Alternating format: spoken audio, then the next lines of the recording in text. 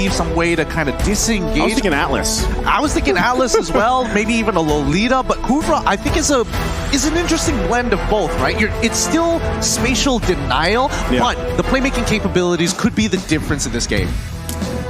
There you go. The two final lineups coming in from RRQ Hoshi as well as Echo Esports. Who is going to come out on top as they have brought very distinct, different type of play style in the way that they drafted and their composition-wise.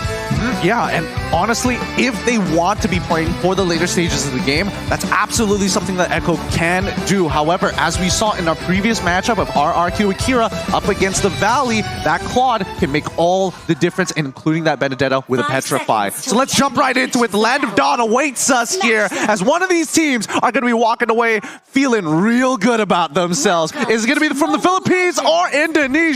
Take your votes and your guess coins out now. Let's go. Coming into this first game here between two of the giants of their particular regions, we see that Benny Cutie is actually going to start off with helping out Carl TZ in that buff, and therefore he is going to be able to rotate quite faster than Albert. Whoa. What's going on the top side here? We see the Kufra actually looking for it, and he hits it. Yeah, he's going to find Skylar here, but BMI's out. Should be fine. Vin now there to help him too. So, and this is the thing, right? Where do you park these roamers, JP and Vin, to get the most of value out of it, right? Because at the same time, XP lane, that Benedetta Yu Zhang matchup, that's going to be more so interesting how they develop into these objectives, right? Especially the first turtle and where that first kill can be. And it could be up here. And that's the focus, but it's Lemon though. Sanji forcing the flicker out. He flickers in. Sanji with the first blood. I mean, you could see even from the beginning of the game that Sanji was really pressuring Lemon there in the mid side. Lemon is known to play really aggressively, and this time around, it actually put his team in a disadvantage. Yeah, this is great for Sanji as well. I mean, he's already got the mystery shop, so he's going to be accelerating even faster. Luckily, at the very least, Lemon only loses a bit, but now the catch comes through. Oh, that's going to be tough, but they do get the flicker out from Vin, so that's a nice pickup, right? Because he doesn't have the Divine Judgment just yet, but still, with that being down, this should make it a little bit easier to grab, or at least contest that first turtle. Right now, Albert already going into that bottom side, looking for the pressure because the turtle is going to spawn in under 5 seconds. And that's exactly what they want to be. They want to set up first. And even in the top lane, it seems like Skylar might be having a little bit of a hard time with the early game damage that Carry has. Yeah, I mean, it's all about like the timings, right? Level 2 is when Carry starts to get really, really good. But now they've already locked down Albert. Let's see how it goes. Okay, they're going to force this one. Turtle still going to be focused. One retribution comes out, but it's focused by Carl TZ, able to secure it. And now they're still going to be focusing on the target as Albert falls here. So it's a turtle and a kill for Echo. 100% worth it for Echo there. I think RRQ Hoshi, they went a little bit too aggressive. They did set up first, but unfortunately, at least they couldn't have gotten a trade because Albert missed his retribution. Yeah, but it's one of the... Hey, it happens. It happens. But for now, Echo is going to be in the lead, and they're going to take their time with this. This is going to be a very slow roll considering the composition overall. 1,000 gold though. Relax. Relax. The table didn't do anything to you, Eterna. Don't abuse the table. The table didn't do it. I'm sorry. I'm getting very passionate about this game. But yes, Echo is leading with 1,000. You can already see that Benny QT has secured that corrosive scythe. So all these items are starting to come into play, and that might be bad for Skylar here in the top lane. Honestly, it's quite interesting that JP is hovering around the top side so much. I mean... that's the best case scenario for them. You really want to just park there. If you can find a pickoff, this is something that we were talking about previously in the backstages. Where does Kufra fit in now? It's high risk, high reward, and that's going to be the right target as they find Vin, forcing the flicker out. No one's going to go down just yet, though. Carl TZ now looking to back everybody out. There's probably not going to be anything committed just yet, but still, JP going to charge up. Do they go in on this top side? But for now, disengage. Yeah, they have to. 25 more seconds until the turtle comes back up. I mean, the proxy of the waves started by R7. They don't want that to go to waste, but he's not going to get caught here, right? No, definitely. He's R7. He's got a brand to keep. Hopefully. Hopefully. Still sweating here. 1,400 gold lead. 8 seconds left on the clock, but you can see Fredrin already. Seems like Echo, Fredrin, they all have that better space on, and they have the better setup for now. Either RRQ Hoshi, they're not going to contest this. They're going to look for something else. Or they have to find the proper setup here. Yeah, they're going to have to rely on Vin, but the Black Dragon form does come out to Sanford. Albert looking to try to get the turtle. He does. What a retribution as he's able to secure it. And now Sanford caught in the back line. Carl Teasy, though, to help him out. It's R7 on the hunt here. Gets the Petrify off. Can he get the kill? He's bobbing, he's weaving. He's slashing. Still, though, it's Carl Teasy that falls. And that's going to be actually, R7 survives it. Oh, wait, no. Okay, he does. He does. He gets away with 1 HP. Oh my Grandma. goodness. I was about to throw up there. Literally about to throw up, and I could definitely see it in Turner's face. If that Appraisal's Wrath went through... Yeah, it was close, man. Very different story. However, I will say that RRQ, their win conditions in a 4v4 comes down to whether or not Vin is able to find that pick. Oh, no. Hold JP. up. Again, Skylar, will he be? Actually doesn't even need to use the BMI, but now Sanji up here too. Vin gonna have to back off, does not have the Divine Judgment. Lemon, though, gonna take the real world manipulation back and now forces them to disengage. It's a cat and mouse game here in the top side. Does not end. It really does not end. Both sides not trying to not give each other that space, and I think RRQ need to unlock Skylar from this gold lane. These are strong 5v5, but 4v4, it's really, really awkward when you don't have that damage. You're depending on R7 and Lemon, who are, especially with the heroes that they're using, aren't known to 100-0 people this early on in the game. You gotta say, though, like, Skylar, as much as focus has been put on him from Echo, he's doing a great job. He hasn't died, right? And he does have that Purify able to help him out here, but still, so far, with as much attention as being put up there, this is best case scenario for Skylar. He's still able to farm up, do at least decently well in that lane, and then hopefully transitions later on. Again, Vin really hasn't had the opportunity either to find the Divine Judgment he's looking for. So this could be it. Conceal Play gonna come out. Flicker comes in. They find Carl Teasy. That's gonna be a kill under the turret. Looking for another, but JP gonna charge up and not commit. The turtle has spawned, though. So now does RRQ look to take the turtle here with Carl Teasy down? Doesn't seem like they want to. They have a man advantage, though, so it should favor them in particular. But look at Benny Cutie. He is so focused on those objectives. He's going to get a tower to the top side. But oh my god, Albert! They're going to find Albert here. Quite a few combinations coming out. Albert going to fall, but look at the damage from the Electo. Final blow! R7 gets Sanford. It's Skylar that grabs the kill. Benny Cutie on the backside. He's in misplaced. Benny Cutie, though, with a play before he goes down. He's 1 hit away. Wait. Benny Cutie survives. Oh, 2 for 2 for now, but that was beautifully done by Echo. Okay, they did have a lot of casualties, but they are going to be able to force and push RRQ off this next turtle and even perhaps take it for themselves. The pressure is on. Did BQT just first item Wind of Nature to survive that with 1 HP? We're gonna have to check the items in a little bit. There's just so much action happening across the map. It's hard to keep up with it this time. I mean, there you go. Items. Oh my goodness. Wait, having a look. Has it. Yeah, he has it. Second item already gone, yeah. but he had the corrosive side, which is actually really important here, because if he did not have that corrosive side, Skylar would have easily just walked away from the fight. Man, that is such a clutch moment to have that too, and just the way that all played out. Again, Benny Cutie able to grab that early kill does set him up here, but Skylar still, right? He's managed to grab 2 himself, so those marksmen, those gold lanes are really going to pop off as we get into the further part of the mid to late game here. Oh, I will say that Skylar has a bit of an advantage with the golden staff, but until we see the man, the myth, the legend, Benny QT get one for himself, that's when he's really going to show his stuff here. Oh, Vin is just waiting to see if they can. Both real-world manipulations come down, but look at the damage from Sanji. Able to grab a kill, Lemon falls. Carl Teasy on the backside, though, now on the hunt for Skylar. Pokes him a little bit, but not able to commit. The taunt's there. Vince could be in trouble here. JP... he's actually gonna survive, so doesn't have that follow-up they needed there. No. 2 of the members from RRQ Hoshi, they weren't focused on that. They were trying to get objectives in the top and the mid lane, but now RRQ Albert, he could be in trouble as Echo once again getting another tower in that bottom side. Again, the slow roll, this is what I was talking about. As soon as Echo was able to actually get that lead, they're going to slowly start bleeding RRQ out until they have no more resources left. And it's going to be highly dependent on Skylar to try and get to that game. But the later stages, yeah, look at this. R7, again, I'm not even worried. Look at the Classic just going at it. An absolute OG naturally with his own mechanics gets out of the situation. But yes, Echo is playing for late, and that's where we have to keep our eyes out for.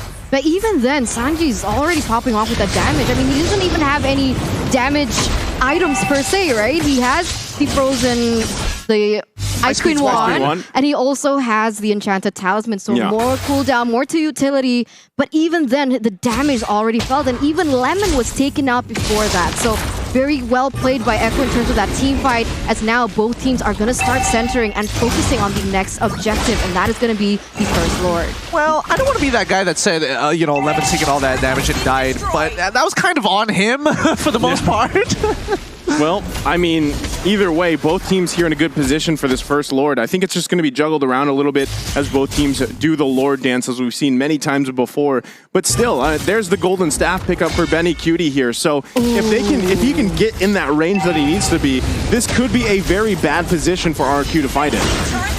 I agree. But on the flip side here, we can see R7 already clearing that top side, putting a little bit of pressure, as here JP misses his ult. JP's going to miss that, but Albert poked a little bit here. Black Dragon form going to come. Who does secure the Lord? It's going to be Carl Teasy with the Retribution. But on the backside they go. Electro final blow. It's R7 that falls. Benny Cutie, though, and Sanji. 2 down for RRQ. Carl Teasy still in the chase to push him out. And now the eyes are set on the tier 1. It looks tough here. I mean, the fact is, Echo is playing as a 5-man unit. RRQ just one man, just a little bit late to the party, and even Skylar just struggling to find the opening to get into that middle, get into the middle of the fight. So they're just cutting their losses for now. Oh my god, the pressure coming in from Echo. Now they're focusing on the mid side. They're trying to clear the waves as fast as they can because they have a Lord to cover here on the bottom side. Carl Teasy going to take away that red buff as well. This is looking quite chaotic for RRQ. Oh, Albert going to get caught here in a bad position. He's going to heavy spin, try to get out of there, pushing Carl Teasy into the turret. Able to grab a kill himself.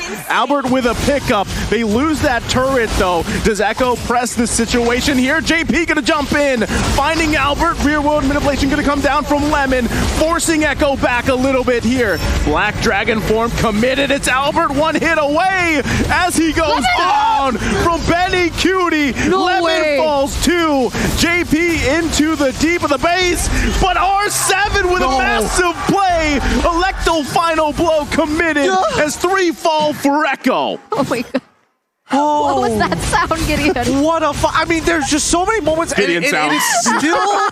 Sorry, it's just the ad-libs at this point. But like Benny QT, when you see somebody get to that level of attack speed, you don't get to see people survive it that often. No. I mean, just look at this. Albert, he dies. You're expecting that. Lemon dashes one time forward, takes 12 auto attacks and dies instantly.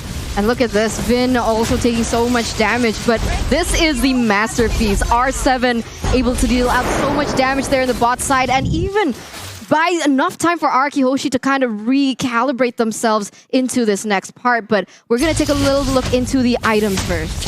Looking at R7 right now, he's currently 3 items. And I think he's building into a Malefic Roar for his 4th. Looking at Skylar, he's in a good position with 3 items in and of itself. But if we're looking at supports, that's the big difference here. Because with the supports, they're building as tanky as possible, but the immortality makes all the difference for a Kufra. Yeah, I mean, I gotta say, the question about Kufra, you know, where does he fit so far? Because he's kind of, in a way, that hero has fallen off a little bit. But so far, JP's doing an amazing job at really finding the setups that he needs to, utilizing the Kufra here. Especially, I mean, with Sanji setting up those perfect real-world manipulations so far, Lemon's doing it too. But the thing is, I haven't seen Vin just yet exactly find the mark he does. He has the 7 assists. He's finding targets. But if he can cancel out Sanji, that's going to be a huge play for RRQ. Okay, that's a good disengage. Nobody is going to, bite the bullet for now. And I think RRQ also understands, like, yeah, we're slightly behind, but it's not the end of the world. Sure, you want to have Lauren? Fine, we can defend against it. Their high ground should be enough for this. They don't have the real one manipulation, but a flicker comes out. The blazing duet from Skylar. But Vin could be in a bad position. R7, though, keep an eye on him. Looking for an angle here. Electo final blow with the Petrify going to come out. He gets canceled a little bit here. Sanford still up. R7 R7 gonna fall to Sanji, and he's still going as Lemon gonna be the next target. Able to survive, but they might chase him down. He's slowed with the flicker in from Sanji to clean up. My God, 3-for-0 trade. Echo gets the Lord. This couldn't be a worst game for RRQ Hoshi at this point. You saw that R7 was trying to do his best. The way that he does it, right? That's so signature R7. Which, whatever hero he chooses, whether it be the Benedetta, the Cho, he tries to looking for that flank, but unfortunately the follow-up damage from the other members are not there. And here we go, the siege from Echo. Gonna be a full force siege here from Echo here. One more turret to go up on the top side. They've got to handle this Lord. Echo setting their sights on the bottom side. Carl Teasy already handling that wave. Can RRQ defend here and keep in this game? Echo now full force bottom side. Sanford comes in with the Black Dragon form. RRQ looking for any angle, but Echo calls the back signal. Value. Just cash money all the way through. They've gotten a 7.7k lead for themselves. They don't need to go any further. No Lord empowered minions, no Lord in and no Lord as well. So they just back off. They don't need to do any more than this. They know that they're getting really close to the end game. Oh my God. Well, they're going to focus on R7. I don't think he was expecting that death bush either.